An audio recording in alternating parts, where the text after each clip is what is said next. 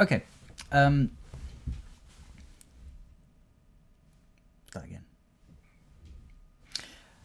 Okay, I want to try and explain an idea I'm sort of playing with here, a kind of pattern of working, which I'm calling the BusVariable pattern,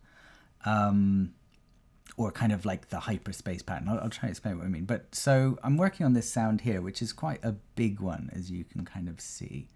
Let me scroll sort of through it. There's quite a lot there. So this is a kind of, it's a loop player. And I'll come back to that kind of later, but like, here, just sort of play it. And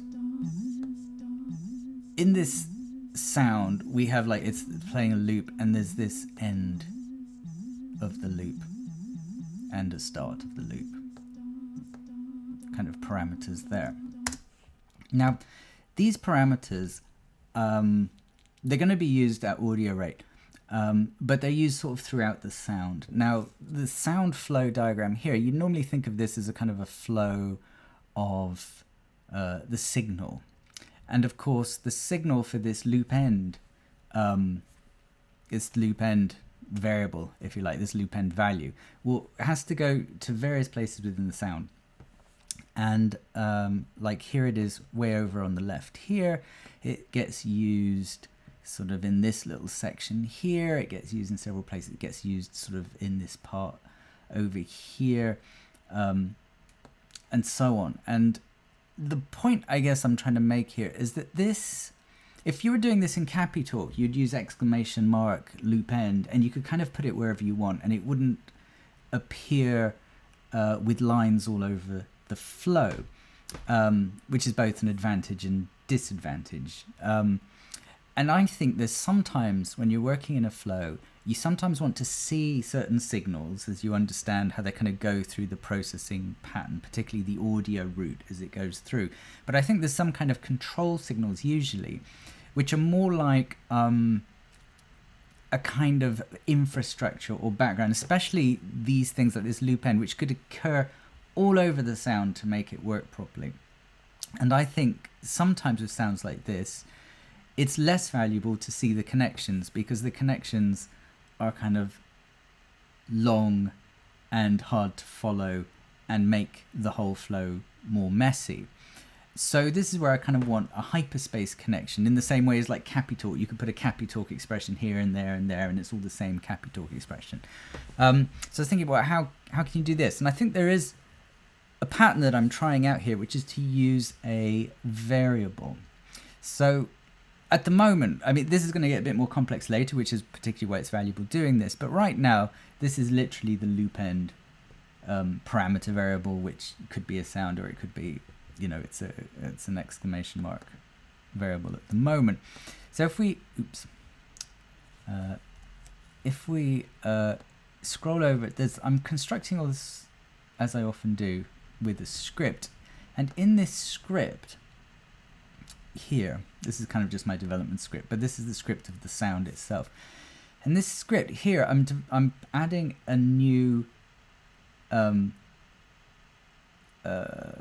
sound in it, which is this loop end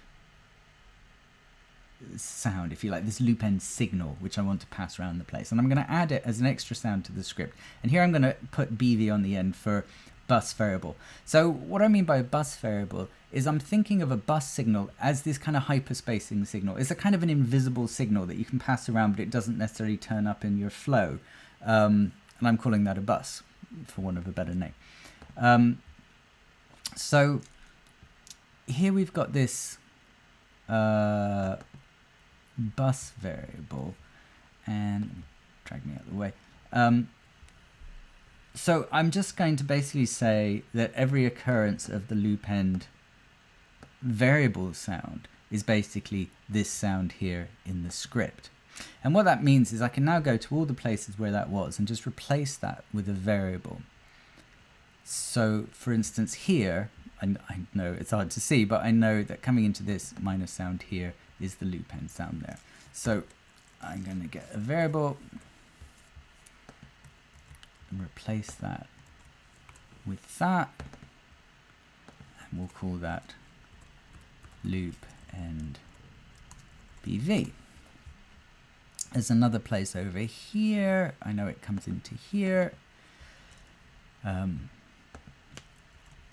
going to again replace that with a variable sound, and I'm going to call that variable loopend BV. And the name's important. We can't just call it anything, otherwise it won't work. We have to call it loopend BV. And then over here,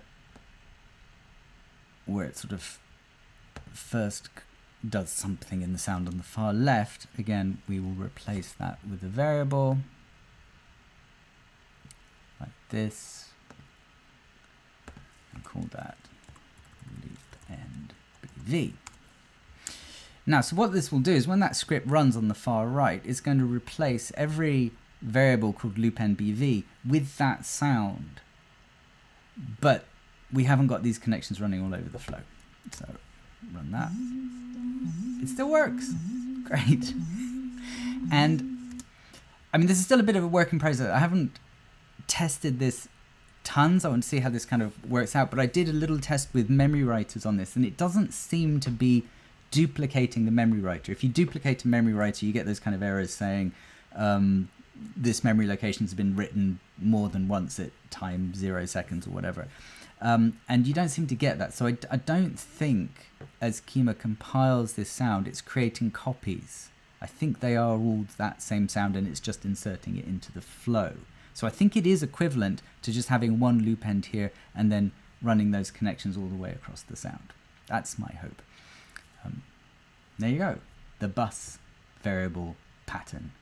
Tidying up your flow for running kind of infrastructure-like control signals that you might need all over the place without having lines everywhere.